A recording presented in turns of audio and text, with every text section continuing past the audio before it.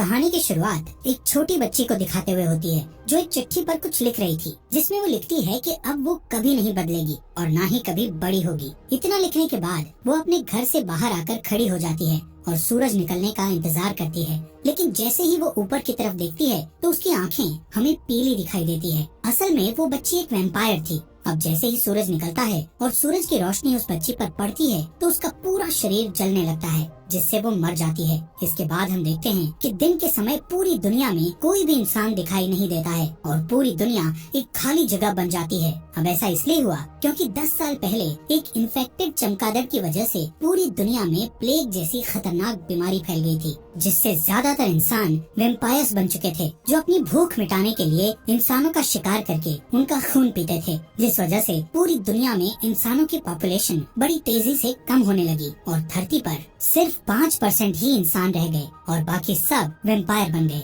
अब क्योंकि वैम्पायर्स इंसानों का खून पीकर ही जिंदा रहते थे, इसलिए इंसानों की पॉपुलेशन कम होने से वैम्पायर्स की भूख मिटाने के लिए इंसानी खून की कमी होने लगी थी। इसलिए वैम्पायर रिसर्चर्स वैम्पायर्स की पॉपुलेशन का पेट भरने के लिए इंसानी खून के जैसे ही खून बनाने में लगे हुए थे। वहीं कुछ अच्छे वैम्पायर्स भी थे जो इंसानों को बचाने के लिए लड़ाई लड़ रहे थे, क्योंकि वैम्पायर्स द्वारा इंसानों को पकड़कर लैब में अपनी खून की जरूरत पूरी करने के लिए पाला और मारा जा रहा था। यहाँ से सीन शिफ्ट होता है और हम रात का समय देखते हैं, जहाँ सड़कों पर फिर से लोग दिखने लगे थे। ये सभी वैम्पायर्स थे जो रात को ही बाहर निकलते थे। ये सारे वैम्पायर्स इंसानों की तरह ही जीते थे और रात होते ही अपने अपने काम पर चले जाते थे। यहाँ पर हम एक बूढ़े वैम्पायर को देखते हैं जो रास्ते से गुजर रहे कुछ वैम्पायर लोगों से ब्लड लेने के लिए उन पर अटैक करने की कोशिश कर रहा था, जिससे वो वैम्पायर्स उस बूढ़े वैम्पायर से डर रहे थे कि तभी वहाँ पुलिस आकर उसे बिजली के झटके देकर कंट्रोल करती है। वहीं हम डॉक्टर एडवर्ड डाल्टन को अपनी कार से अपने काम पर जाते हुए देखते हैं। डॉक्टर एडवर्ड ब्रोमली मार्क्स नाम के एक वैम्पायर की कंपनी में काम करता था।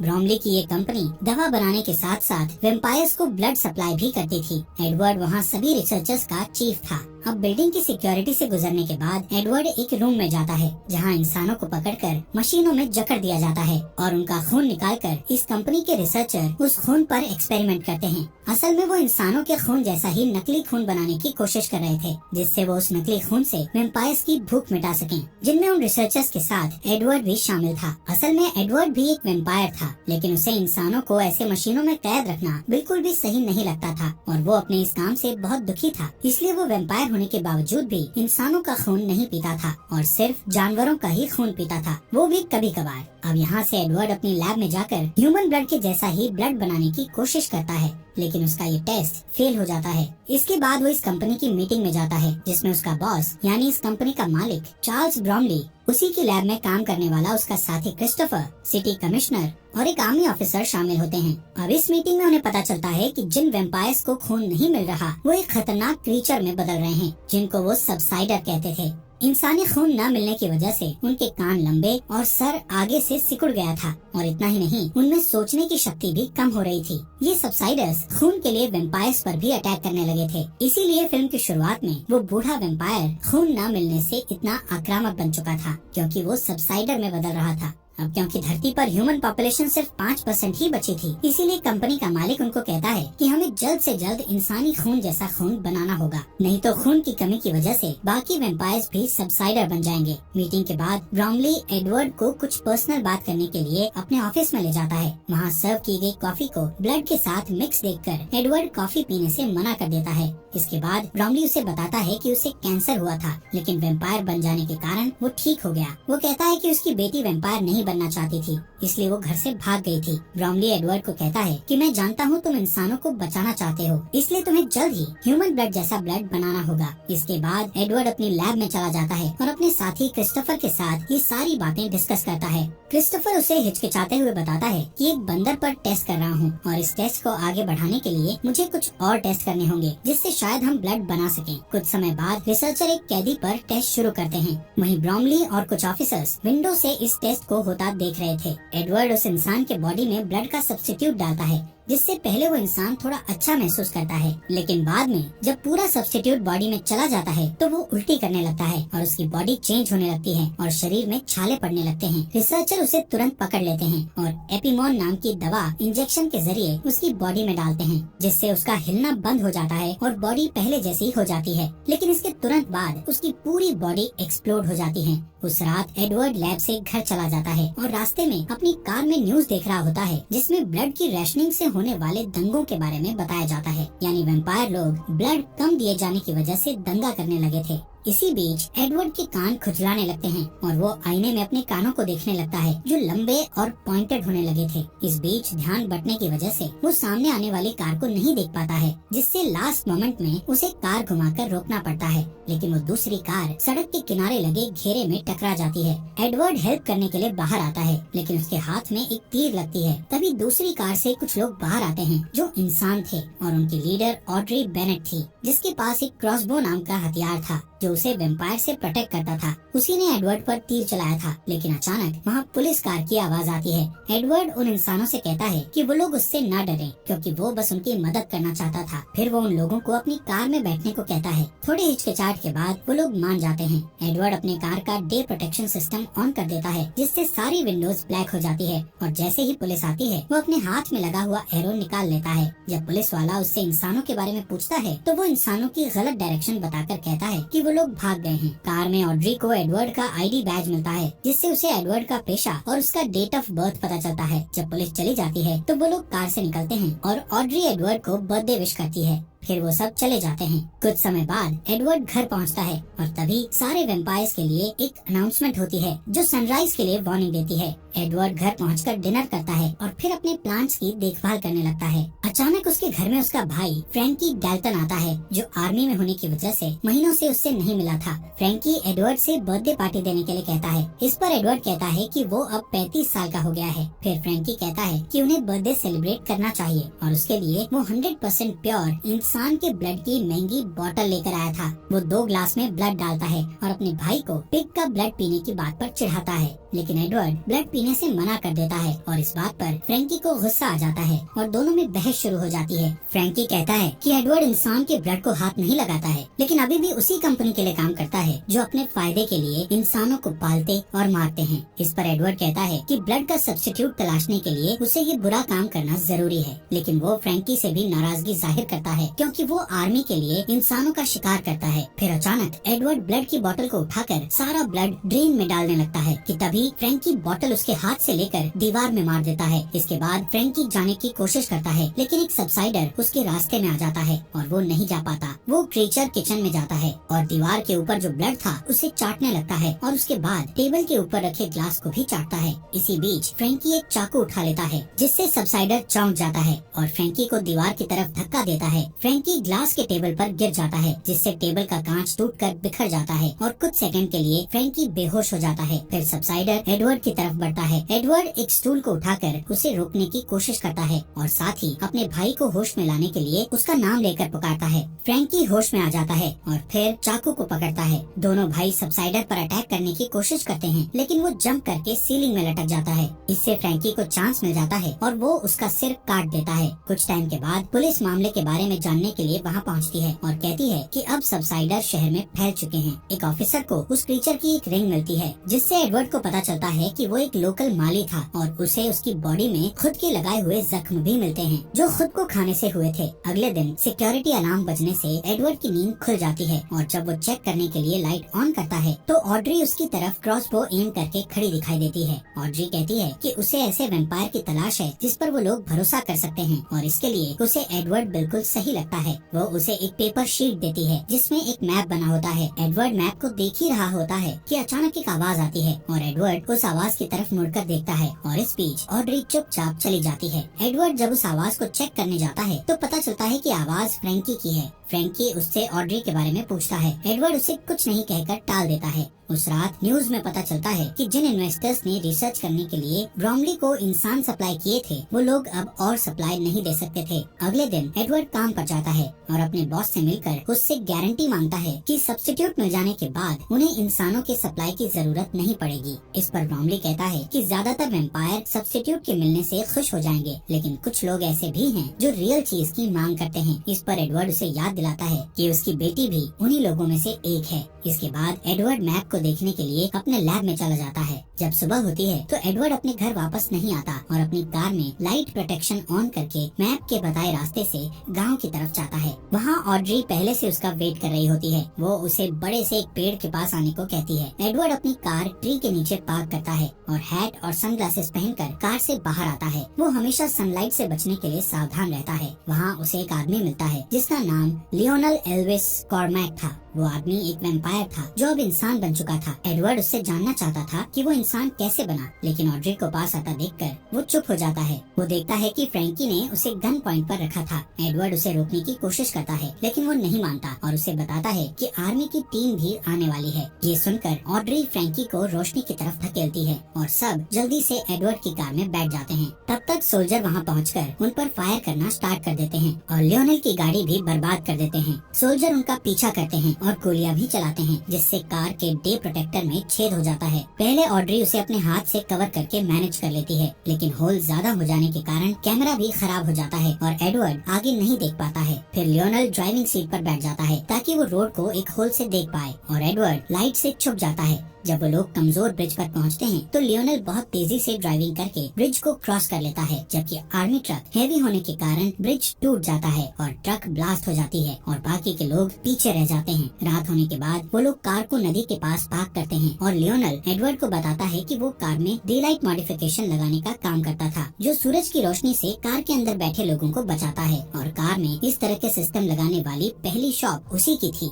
लियोनेल कहता है वेम्पायर्स के लिए दिन में कार चलाना बहुत अमेजिंग होता है, क्योंकि दिन के समय सड़कें खाली होती थी, लेकिन इसमें रिस्क भी था, क्योंकि एक तो सूरज की रोशनी में दिखाई नहीं देता और दूसरा उन्हें अपने शरीर को भी सूरज की रोशनी से बचाना होता है और इस चक्कर में एक्सीडेंट होने का डर रहता है। और लियोनेल के साथ भी वही हुआ था। एक दिन जब वो दिन के समय ड्राइविंग कर रहा था तो उसे कुछ दिखाई नहीं दे रहा था और उसने कुछ खाया भी नहीं था, इसलिए उसकी एनर्जी भी कम हो गई थी और कार गलती से रिवर फेंस में टकरा गई थी। क्रैश की वजह से वो कार के साथ रिवर में गिर गया था और रिवर में गिरने से पहले कार में आग लग गई थी। जब वो रिवर से बाहर आया तब वो वापस इंसान बन गया था। उसकी बात पूरी होने पर ऑड्री एडवर्ड से कहती है कि वो भी सेफ्टी के साथ ऐसी ही सिचुएशन पैदा करे ताकि वो फिर से इंसान बन सके। दूसरी तरफ कंपनी में ब्रॉमली अपनी बेटी की कुछ पिक्चर्स देख रहा होता है। तभी फ्रैंकी वहाँ आता है। ब्रॉमली उसे कहता है कि अगर एडवर्ड तुरंत वापस आ जाए तो उस पर कोई केस नहीं लगेगा। इस पर फ्रैंकी कहता है कि ब्रॉमली उससे जो कुछ भी करने को कहेगा वो करने को तैयार है। इस बीच एडवर्ड और उसके साथी इंसान कार में अपने घर जा रहे होते हैं।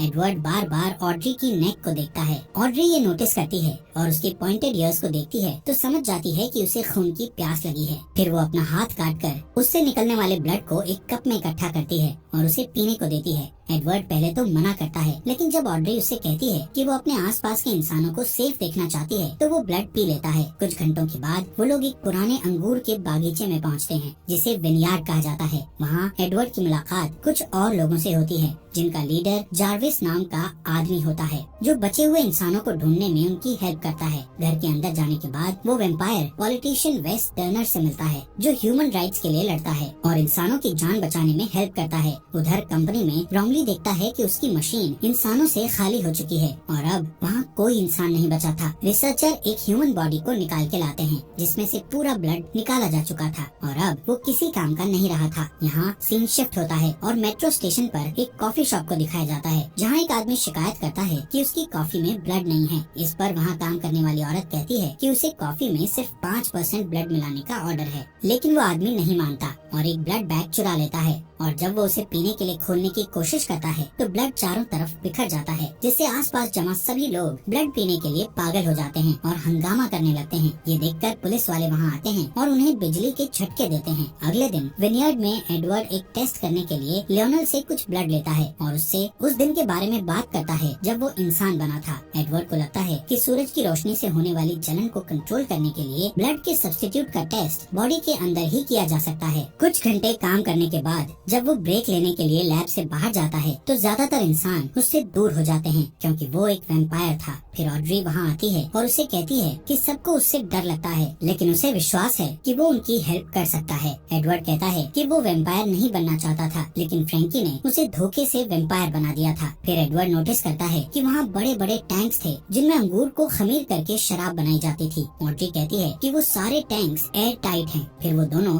उसे देखने के लिए उसके नीचे जाते हैं। टैंक में एयर निकालने वाली मशीन लगी थी जो टैंक के अंदर की हवा को तेजी से बाहर निकाल रही थी। ये देखकर एडवर्ड को लगता है कि वो लोग उसका इस्तेमाल आग बुझाने के लिए कर सकते थे। फिर वो लोग अपने एक्सपेरिमेंट पर काम करना शुरू करते हैं। इस बीच आधी रात को जार्विस का ग्रुप बचे हुए इंसानों को विनयार्ड लेकर जा रहा होता है, जिसमें ब्रोमली की बेटी एलिसन भी थी। तभी उसकी कार के टायर पर कोई शूट करता है, जिससे कार को रोकना पड़ता है। वो लोग अपना हथियार लेकर कार से बाहर निकलते हैं, लेकिन आर्मी उन्हें चारों तरफ से घेर लेती है और थोड़ी देर तक फाइट करने के बाद सारे इंसान हार जाते हैं। एलिसन विनयार्ड से कांटेक्ट करने की कोशिश करती है, लेकिन थकान से बेहोश हो जाती है। फ्रैंकी उसके हाथ से वॉकी टॉकी ले लेता है और लोकेशन का पता लगाने के लिए उस कॉल को ट्रैक करता है। उधर विनयार्ड में सारे इंसान अपना अपना सामान इकट्ठा करके अपनी कार में बैठ रहे होते हैं और सुरक्षित जगह जाने के लिए टर्नर को फॉलो करते हैं, लेकिन एडवर्ड वहीं रहना चाहता था क्योंकि उसे एक्सपेरिमेंट करना था। लियोनल और ऑड्री भी उसकी हेल्प करने के लिए रुक जाते हैं।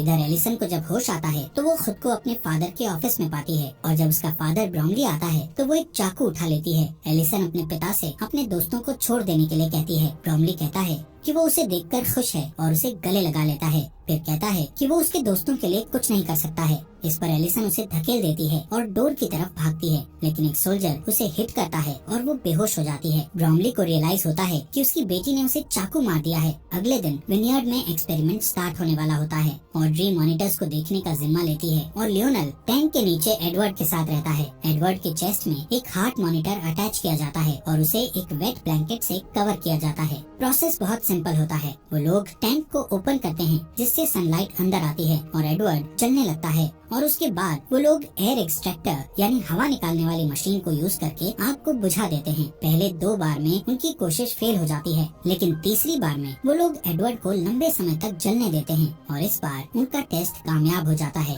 और एडवर्ड इंसान बन जाता है। वो लोग बहुत खुश होते हैं, लेकिन तभी आर्मी आ जाती है और वो लोग बचने के लिए शराब के बैरल में छुप जाते हैं। दूसरी तरफ कंपनी में फ्रैंकी ब्रोमली के पास जाता है, जिसका इलाज चल रहा था। ब्रोमली फ्रैंकी से अपनी बेटी के लिए कुछ करने को कहता है और फ्रैंकी एलिसन को देखने के लिए चला जाता है। एलिसन अभी भी वैम्पायर नहीं बनना चाहती थी, लेकिन फ्रैंकी उसे अपने दांतों से काट लेता है ताकि वो वैम्पायर बन जाए। इधर विनयार्ड में तीनों इंसान अपने छुपने की जगह से निकलते हैं। एडवर्ड बाहर जाता है और पहली बार सनलाइट जब उसकी स्किन को टच करती है तो उसे बहुत अच्छा लगता है। लियोनल अपनी पुरानी कार निकालता है। इस बीच कंपनी में ब्रोमली अपनी खाली मशीन को देखने के बाद अपनी बेटी से मिलने जाता है। एलिसन को पीने के लिए ब्लड दिया जाता है, लेकिन वो ब्लड नहीं पीती। ब्रोमली उसके पास जाता है और देखता है कि वो खुद को अपने दांतों से काट रही थी, जिससे वो इन्फेक्टेड हो गई थी। फिर वो अपने फादर पर अटैक करती है और सारी चीजों के लिए उसे ब्लेम करती है। तब एलिसन को वहाँ से हटा दिया जाता है और हर जगह सैनिक कानून लागू कर दिया जाता है, जिसके बाद वो लोग सड़कों पर सबसाइडर से फ्रीली लड़ सकते थे। इस दौरान ऑड्री, एडवर्ड और लियोनल टर्नर के केबिन में आते हैं, जहां वो देखते हैं कि सारे इंसान मर चुके हैं। ऑड्री को लगता है कि अब कोई उम्मीद नहीं बची, लेकिन एडवर्ड कहता है कि वो किसी को जानता है जो उनकी मदद कर सकता है। इस बीच क्रिस्टोफर को लैब में दिखाया जाता है, जो अभी भी एक्सपेरिमेंट कर रहा था। उधर आर्मी सबसाइडर्स को घसीटकर सनलाइट में मरने के लिए लेकर जा रही होती है और एलिसन भी उनमें से एक होती है। उसे मरता देखकर फ्रैंकी को अपनी गलती का एहसास होता है। उस रात क्रिस्टोफर अपने घर आता है तो एडवर्ड, ऑड्री और लियोनल को अपने लिए वेट करते हुए देखता है। एडवर्ड उससे कहता है कि उसके पास एक सोल्यूशन है जो सब्स्टिट्यूट से बेटर है और उसे हेल्प करने के लिए कहता है। उनकी बातचीत फोन रिंग होने की वजह से रुक जाती है। क्रिस्टोफर कॉल रिसीव करने के लिए चला जाता है। जब उसे आने में लेट हो जाता है तो सबको शक होता है और ऑड्री चेक करने उसके पीछे जाती है। एडवर्ड और लियोनल उसके कोट को चेक करते हैं। यहाँ पता चलता है कि क्रिस्टोफर ने अपना फोन शुरुआत से कंपनी के साथ कॉल पर रखा हुआ था और कंपनी के सभी लोग जान गए थे कि एडवर्ड और उसके साथी कहाँ हैं। अचानक वहाँ आर्मी आ जाती है और फाइट में ऑड्री बेहोश हो जाती है और उसे पकड़ लिया जाता है। लियोनल और एडवर्ड रोड पर बनी हुई टनल के जरिए वहाँ से बच निकलते हैं और एक पुरानी सुनसान बिल्डिंग में छुपने का फैसला करते हैं। लेकिन वहाँ एक सबसाइडर उन पर अटैक कर देता है। तभी फ्रैंकी वहाँ आ जाता है और उस क्रीचर को शूट कर देता है। वो नोटिस करता है कि उसका भाई इंसान बन गया है। ये देखकर फ्रैंकी कहता है कि उसने एडवर्ड को इसलिए वैम्पायर बनाया था क्योंकि वो उसे मरता हुआ नहीं देखना चाहता था। वो अपनी गलती के लिए माफी मांगता है और अब उनकी हेल्प करना चाहता है। लेकिन जब लियोनल पास आता है तो फ्रैंकी को खून पीने की तलब होती है और वो उसे काटने के लिए उस पर जंप कर देता है। एडवर्ड उसे पकड़ लेता है और उसे धक्का देकर लियोनल से दूर कर देता है और उसे शूट करने ही वाला होता है, लेकिन कुछ नोटिस करके रुक जाता है। कुछ समय बाद एडवर्ड कंपनी की बिल्डिंग में एंटर करता है और अपने सारे अलार्म ऑफ कर देता है। सिक्योरिटी उसे पकड़ के ब्रॉमली के ऑफिस ले जाती है। वहाँ वो देखता है कि ब्रॉमली ऑड्री का हाथ काट कर उसका ब्लड पी रहा था। एडवर्ड कहता है कि वो सारी बातों के लिए दुखी है और फिर से वैम्पायर बनना चाहता है। उसकी बात सुनकर ऑड्री को लगता है कि एडवर्ड उसे धोखा दे रहा है और वो अपसेट हो जाती है। पर ब्रॉमली कहता है कि अब उसे सब्स्टिट्यूट मिल गया है और इसलिए उसे एडवर्ड की जरूरत नहीं है और वो उसे बुज़दिल कहता है। इस पर एडवर्ड ब्रॉमली से कहता है कि वो भी एक बुज़दिल है जो अपनी खुद की बेटी को वैम्पायर में नहीं बदल पाया। इस बात से ब्रॉमली को गुस्सा आ जाता है और वो एडवर्ड को काट लेता है, लेकिन एडवर्ड कोई रिएक्शन नहीं देता क्योंकि ये एडवर्ड का प्लान था और ब्रॉमली इंसान में बदलने लगता है। फिर एडवर्ड को याद आता है कि फ्रैंकी भी ऐसे ही ह्यूमन में बदल गया था। इससे पता चलता है कि जो वैम्पायर ठीक होकर ह्यूमन बन चुके थे उनका ब्लड ही सोल्यूशन बन गया था। इतने में ब्रॉमली अलार्म प्रेस करके सिक्योरिटी को बुलाता है। तभी आर्मी ट्रक वहाँ पहुँच जाती है। सोल्जर अपनी गाड़ियों से बाहर आते हैं और डोर ओपन करके देखते हैं कि ब्रॉमली चेयर में बंधा हुआ है। सारे वैम्पायर पागल हो जाते हैं और उसका खून पीकर अपना पेट भरने लगते हैं। इस दौरान ऑड्री और एडवर्ड कुछ हथियार लेकर नीचे आते हैं और बिल्डिंग से निकलने ही वाले होते हैं, लेकिन बहुत सारे सोल्जर आकर उनका रास्ता रोक देते हैं। इतने में एक कार ग्लास डोर को तोड़ते हुए अंदर आती है जिसमें लियोनल और फ्रैंकी बैठे होते हैं। वो सोल्जर्स को हिट करते हुए एडवर्ड तक पहुंच जाते हैं ताकि उसे बचा सकें, लेकिन जल्दी ही उन सबको वापस घेर लिया जाता है। फ्रैंकी एडवर्ड को वहाँ से जाने के लिए कहता है और सारे सोल्जर उस पर जंप कर देते हैं और उसे खाने लगते हैं। एडवर्ड को अपने भाई की मौत पर दुख होता है। तभी सिक्योरिटी वाले ऑड्री को अपने साथ ले जाते हैं और एडवर्ड उसे बचाने सिक्योरिटी रूम तक उन्हें फॉलो करता है, जहाँ बहुत स्ट्रगल के बाद वो वैम्पायर 2 गार्ड्स को मार देता है और तीसरे गार्ड को मारने में ऑड्री की मदद करता है। इसके बाद वो सिक्योरिटी कैमरा में देखता है कि फ्रैंकी को खाने वाले सोल्जर इंसान बन गए हैं और जो सोल्जर बचे हुए थे वो ह्यूमन सोल्जर पर अटैक करने लगे हैं। इसके बाद एडवर्ड और ऑड्री लॉबी में वापस आ जाते हैं। सिर्फ कुछ ह्यूमन सोल्जर ही बच पाते हैं। इसके बाद क्रिस्टोफर आता है और कुछ सोल्जर्स को शूट कर देता है। फिर वो एडवर्ड और ऑड्री को भी शूट करने वाला होता है, लेकिन अचानक एक एरो उसके चेस्ट पर लगती है और वो मर जाता है। ये एरो लियोनल ने उन्हें बचाने के लिए चलाया था। फिर ऑड्री उसे हक करती है। एडवर्ड अपने भाई की बॉडी और सूरज की रोशनी को अंदर आते हुए देखता है। फिर वो तीनों लियोनल की कार में बैठ जाते हैं और एडवर्ड कहता है कि अब उनके पास क्योर है और वो अब सबको पहले जैसा कर सकते हैं। इसी के साथ ये मूवी खत्म हो जाती है। दोस्तों, चैनल को सब्सक्राइब करना मत भूलना